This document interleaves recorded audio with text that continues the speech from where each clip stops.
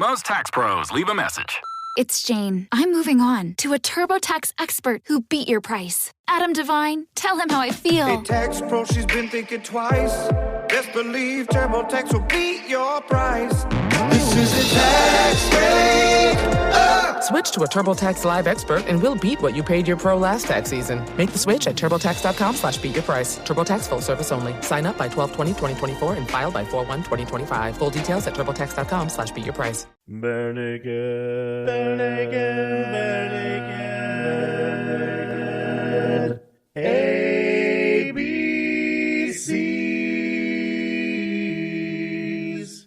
Welcome to the Bare Naked ABCs, where we discuss every single Bare Naked Lady song from 7 to Y. And this week, I have joining me people who are definitely under 50, at least for a little while longer.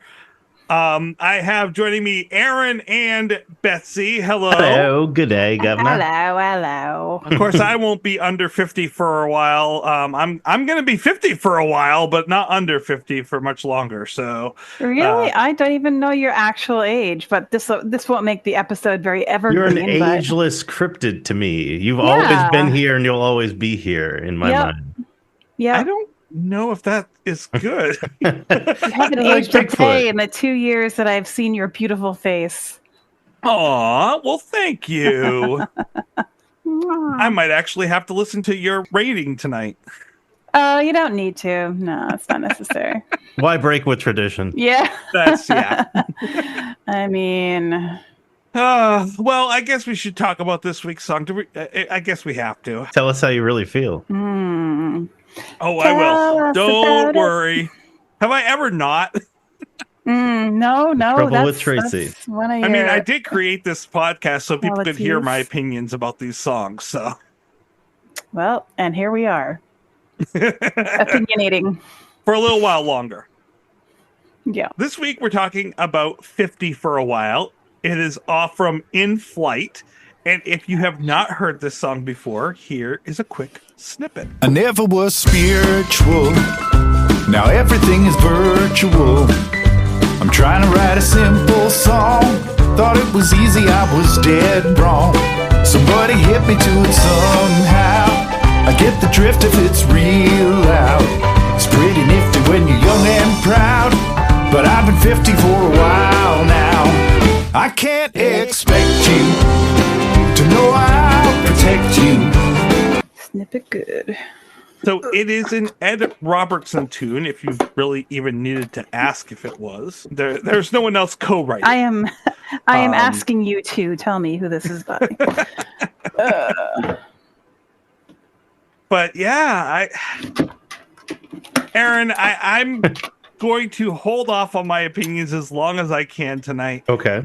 Will you give us a breakdown? Not a hoedown, a breakdown. Not a hoedown. It'd be easy to have a hoedown with a song like this. It's made for line dancing, I think. This song is 50 for a while. It was recorded at 164 beats per minute. It is in the key of G major, although you could argue C Lydian. I would say the tonal center is a little ambiguous.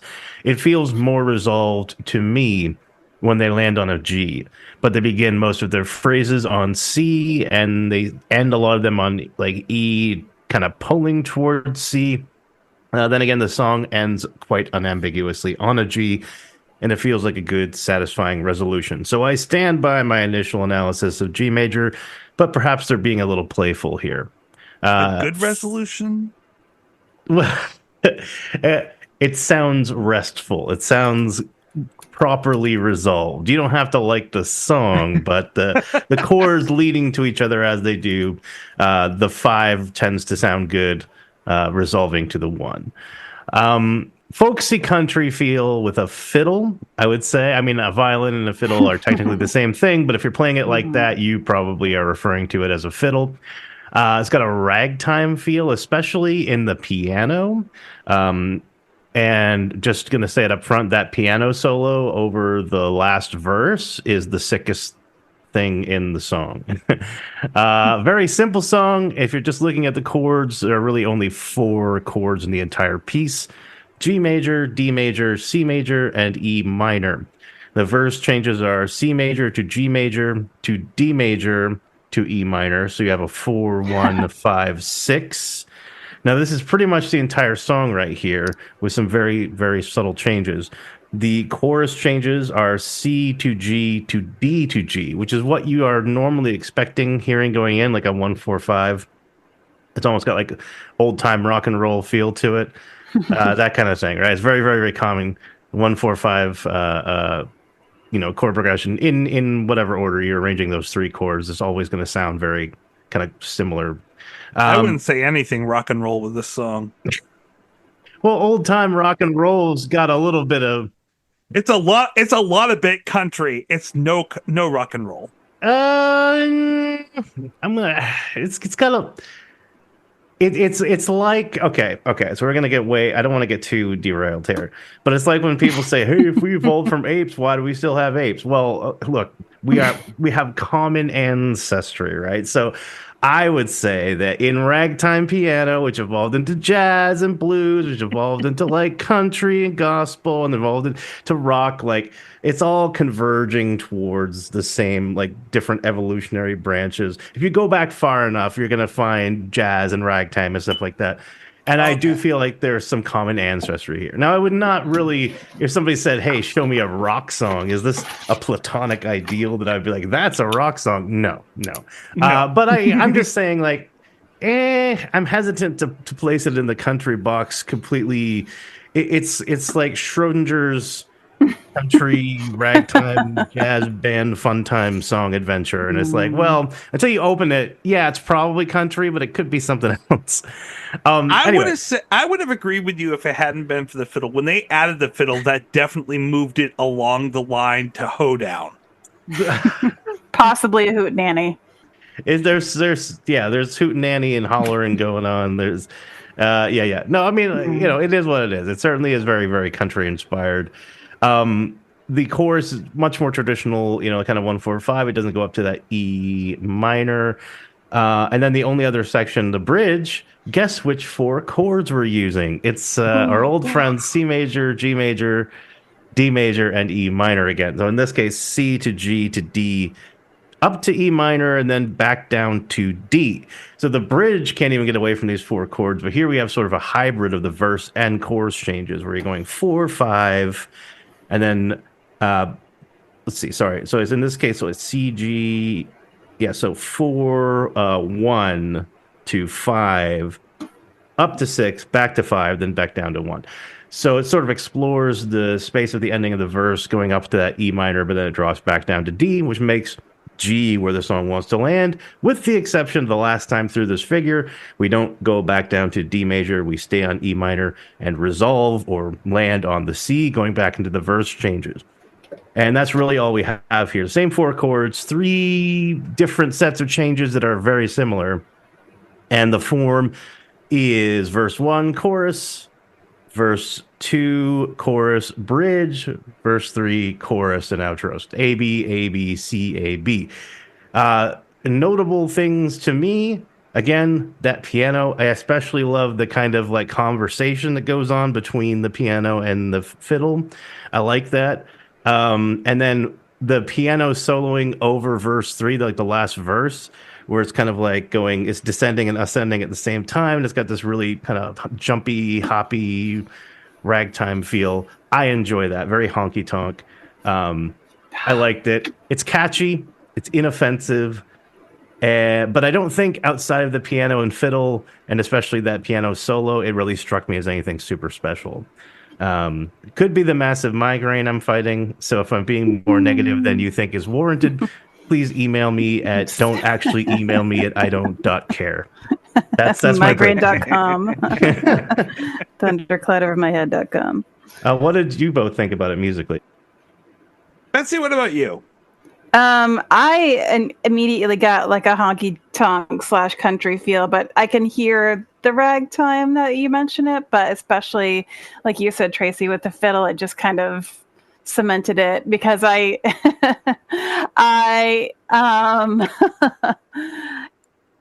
against my will, was subjected to a lot of country music when I was growing up. So now I have a trauma response. Fair.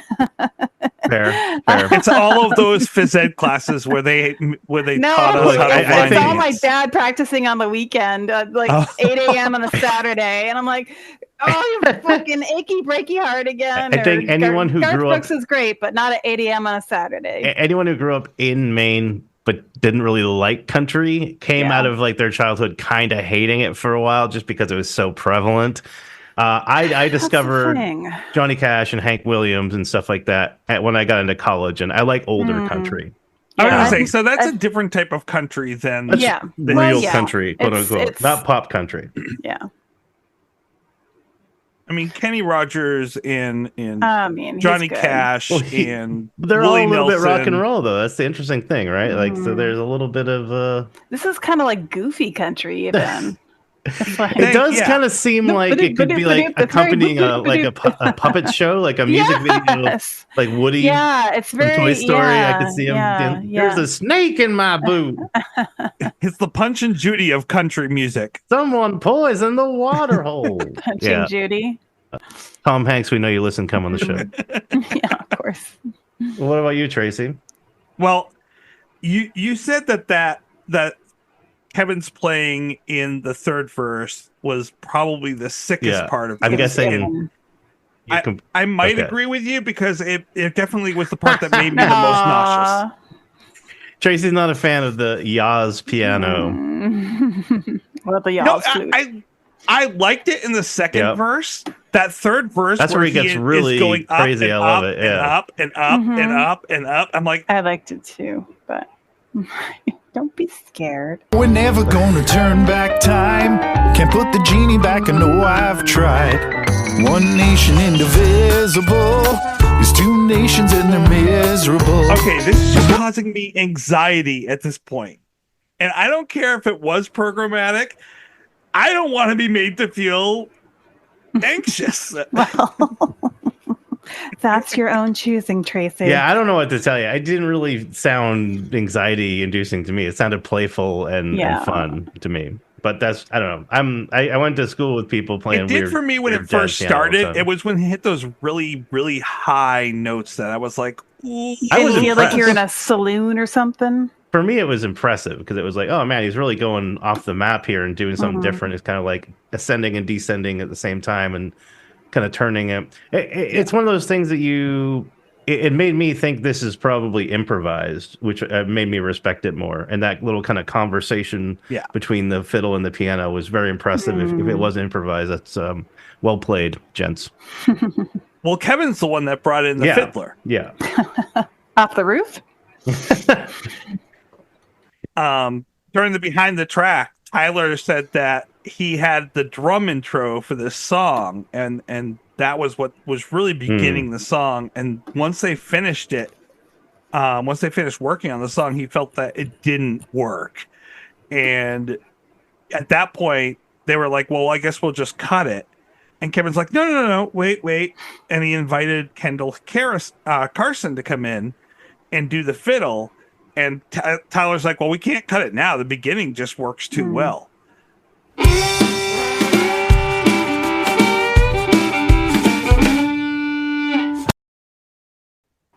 I will say that, okay, Ernesto Barahona from the Arkells that's playing the trumpet. You got someone from Arkells on there? I love them.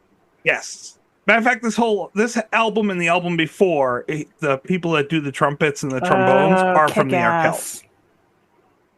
And Kendall Carson doing the fiddle. Everyone is playing really well on this song. Like they're doing a phenomenal job with what they're doing. This just isn't my type of music. That's fair. Like this was torture for me. Yeah, I mean, I'm not the world's largest country fan. That guy's like 600 pounds. Yeah, he's really he's large. Enormous. World's largest country fan, please come on the show. Heavy breathing, please. Yeah.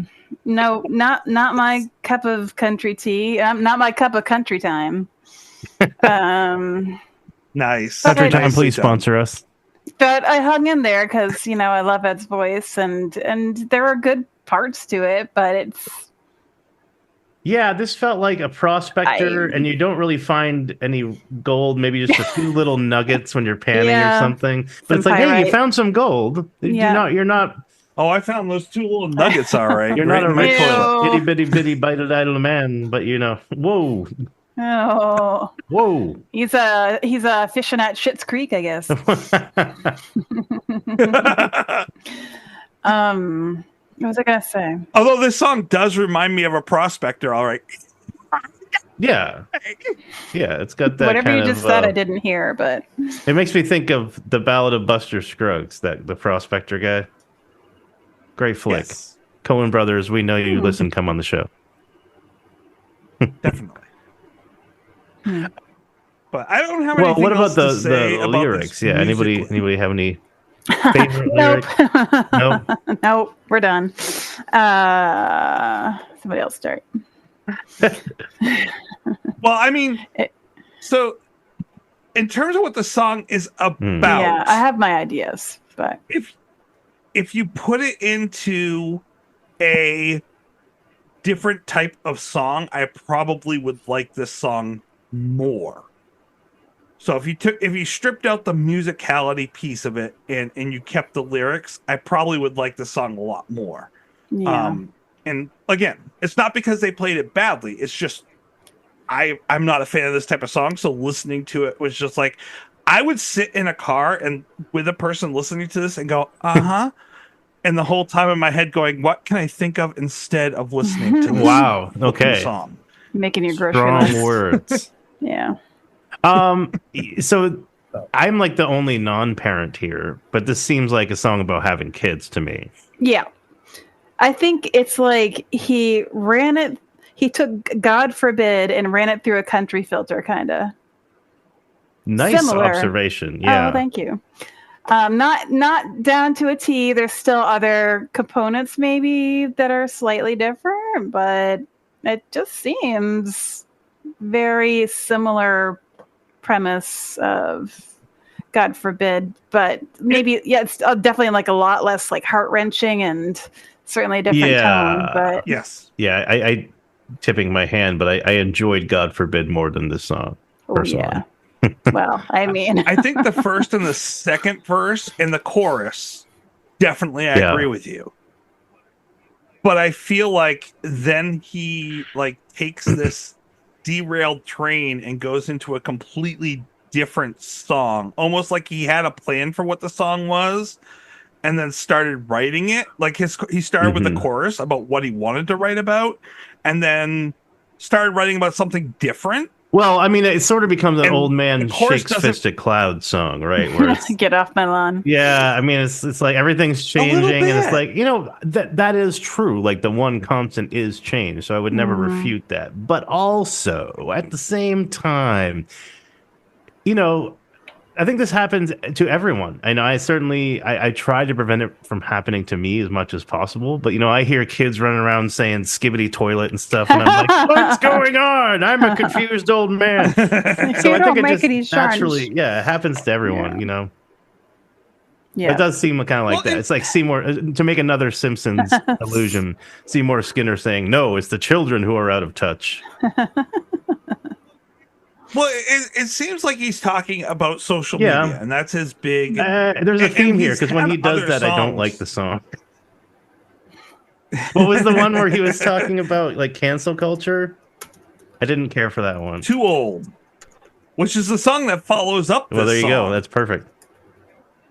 And the song before this is Waning Moon, which is about getting too old. So this song almost, like, borders the two songs. I like this more than I it. like Too Old, but that's...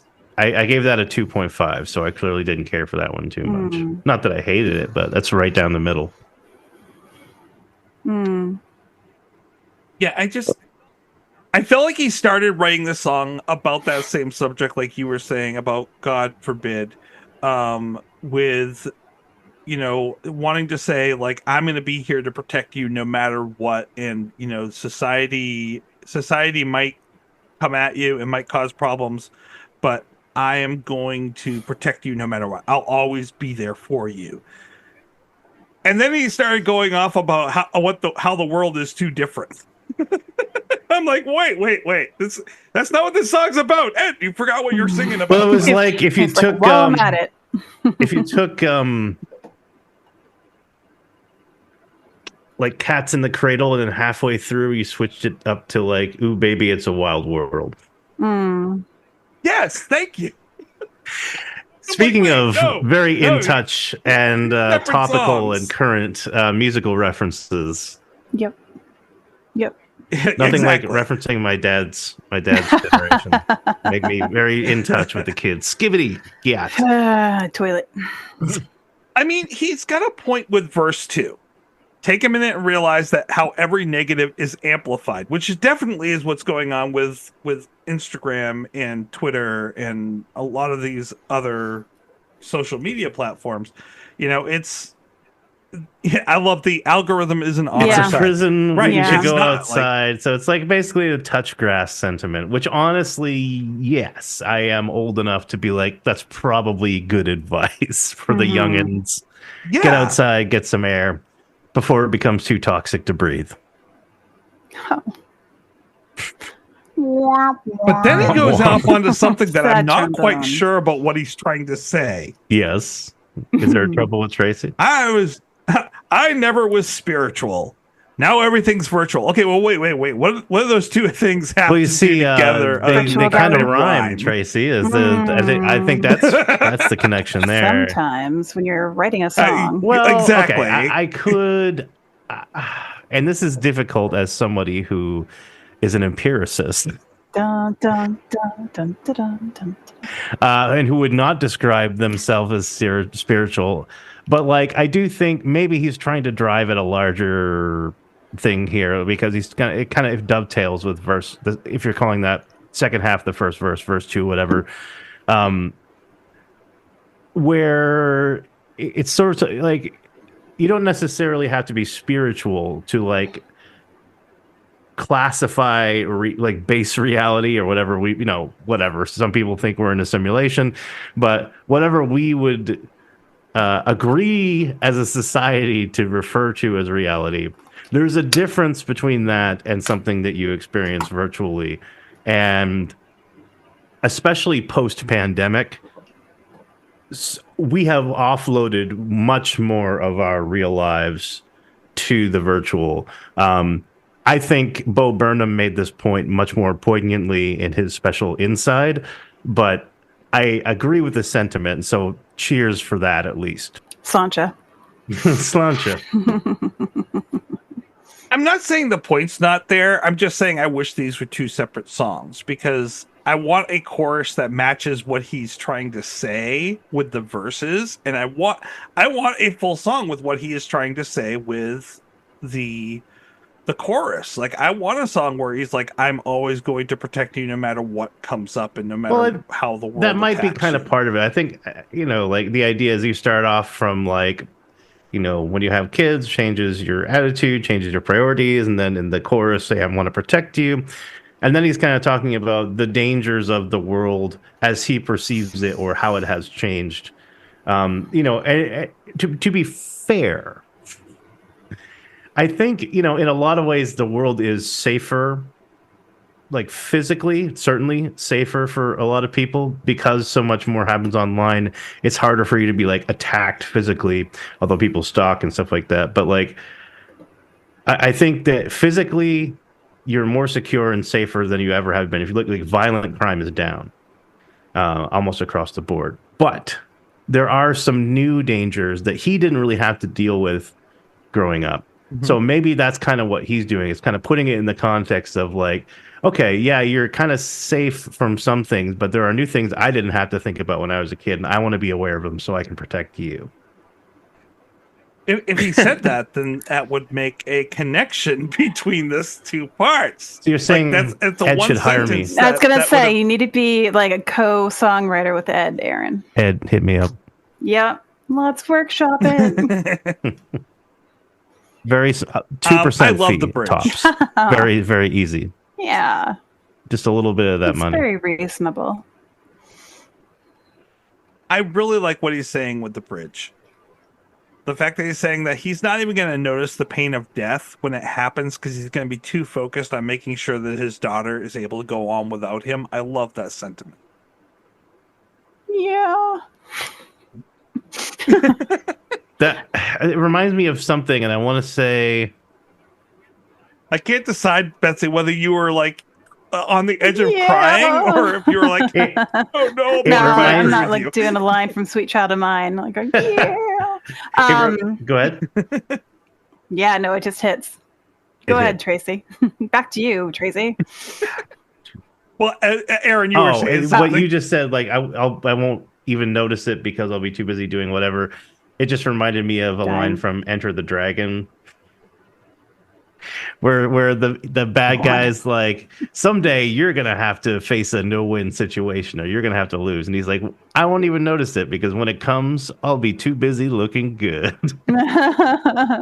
Classic. Yeah. Yeah. And then Ed goes way off the rails with verses 5 and 6. Let me just double check. One nation indivisible is two nations, and it's miserable. Okay. So yes, our nation, America, has become very divided and distant because of social media. But it's not really the same up again. Like, they have a million parties. It's not two separate parties that have become very distant in Canada. Like, it's not a one-to-one. But I think he's probably. I'm sure they spend so much time in America that they kind of think of America as like their adopted country. I mean, I don't want to speak for the boys, but.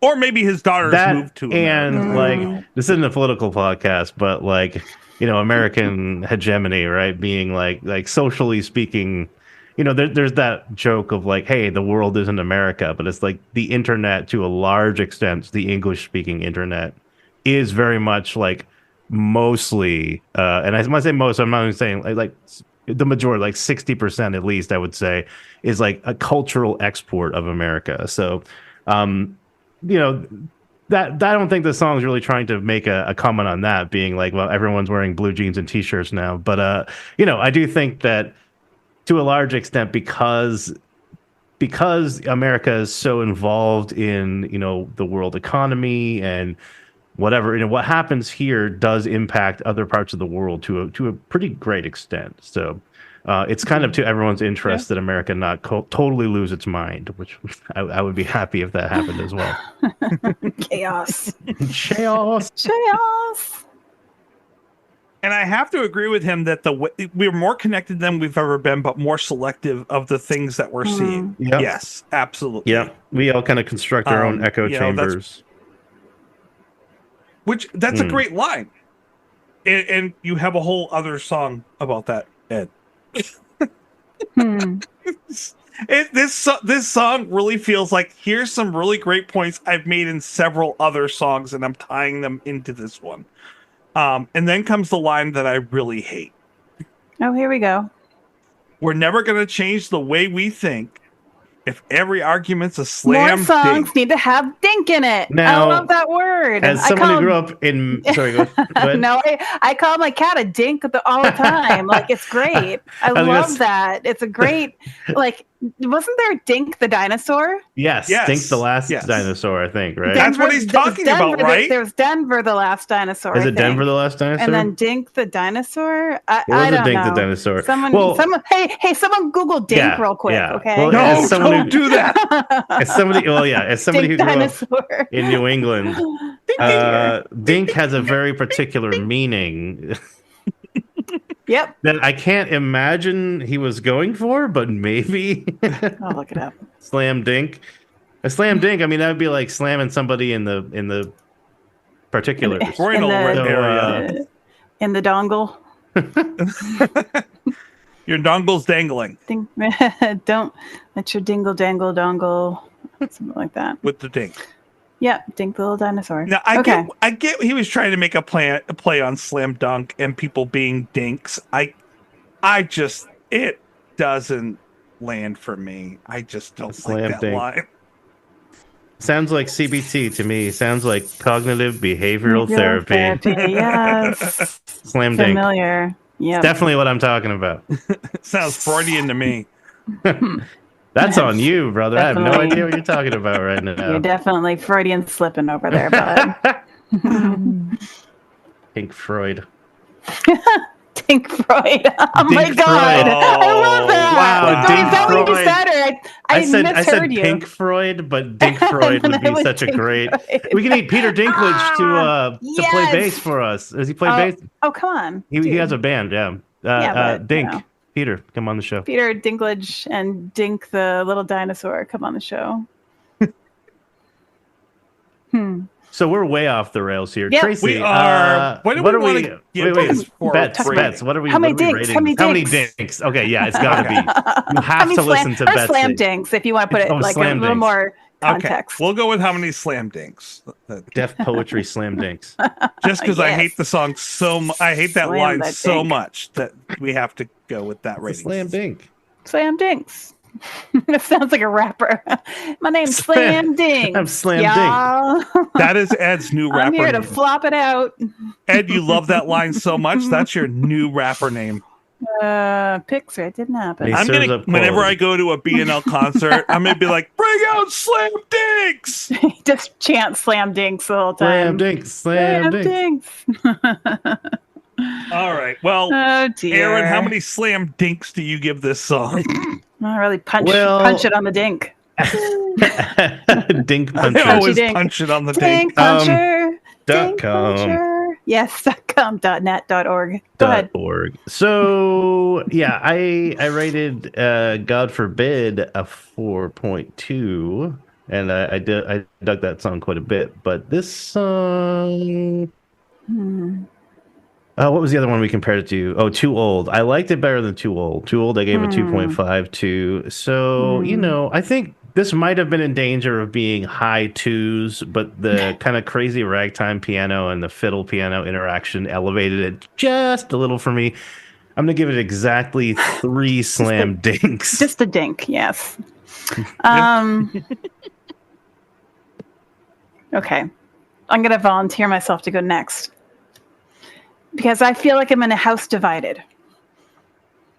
I feel like I want to score the lyrics one score and the music another score. And so I'm going to have to average the two is the fair thing to do, I guess. I would give the lyrics. I do. I like the lyrics. I'm like Tracy, you. I'm like Tracy, you. I'm like you, Tracy. We actually kind of agree, I think, on this song in terms of like the lyrics are better than the music. I give the music like a 2 or something, possibly lower. Oh, I can hear myself. What's going on? Oh, you're pulling something up. That's okay. And then I would give like the lyrics somewhere in the 4 neighborhood, low 4s. So I guess I would give it. I'm going to be close to Aaron, I guess. It's going to be 3.2.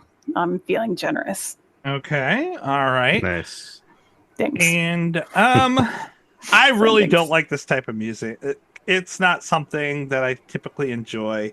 Then they don't do it badly, but I just don't want to listen to it. It's catchy as hell. And that was a problem for me because it was that damn SETI Alpha earworm all week. I was going to say, a lot of things that are catchy are not necessarily good. Yeah, very true. I'm not going to listen to this ever again unless one of you bastards makes me listen to it during a car ride.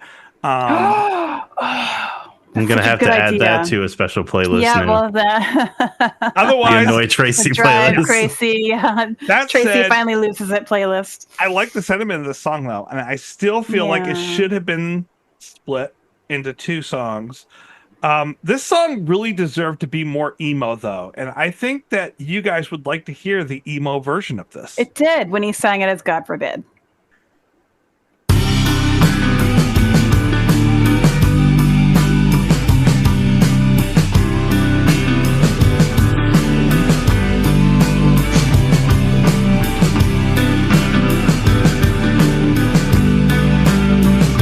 Save them from their heartbreaks. You gotta let them make their own mistakes.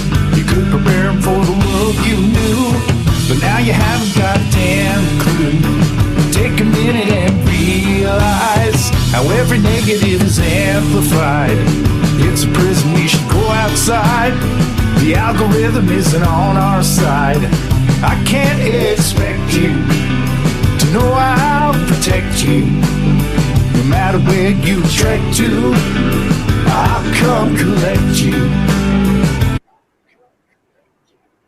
I think it plays better as an emo song. Nice. So you slowed it down, and is the chords and everything I the same? kept the chords the same. I just I don't like using AI, but I was like, okay, anything's better than this song.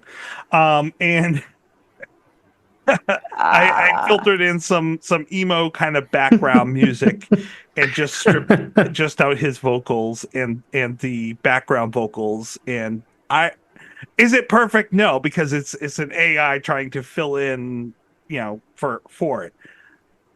But I think it gives a feel of like, what would this song kind of feel like if it were emo? And I like that better. So the real question then, Tracy, is how many slam dinks do you give it? I give it 2.1. Just the tip. Ooh, actually, that's a little generous for a tip. Well, no, you're a generous the tipper. 2 is two slam dinks and just the tip. The 0.1. Okay, two slam dinks and a tip. I see. Yeah, in a pizza place. I was gonna do this with a whole bunch of other types of music, but I didn't have enough time. Yeah, no, I haven't got enough time. Oh. No.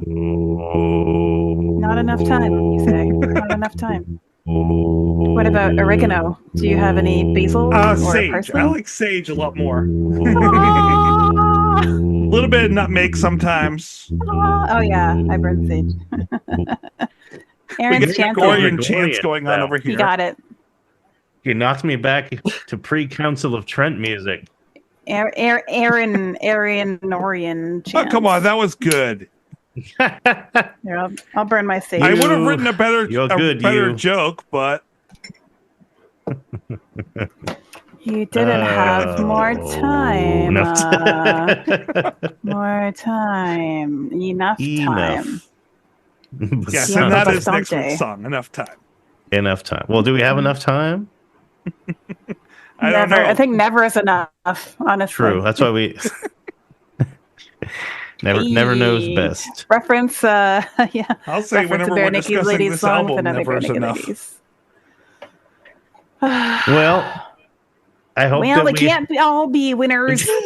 They can't all be dingers. Yeah. It can't all be dinkers. Well, I hope we have enough time next week to discuss that song thoroughly. But it's always a pleasure to speak with you both, and I hope you have a wonderful night. It is always fun. Have a wonderful week. A blast. See you next time. You too. Boy. Bye. Yeah, boy. And you get all that for free from me, you'll see.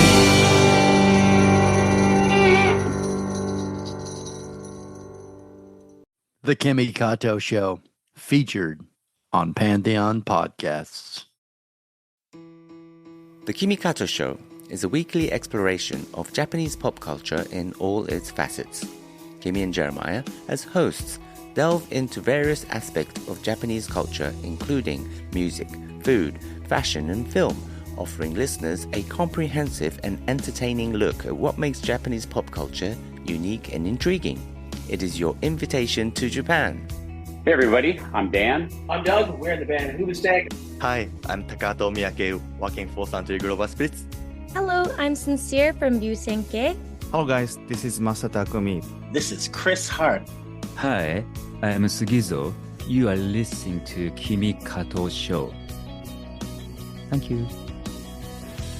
Kimi Kato Show is brought to you by Evolve Entertainment Network, Pantheon Podcasts, and Radio Candy Media.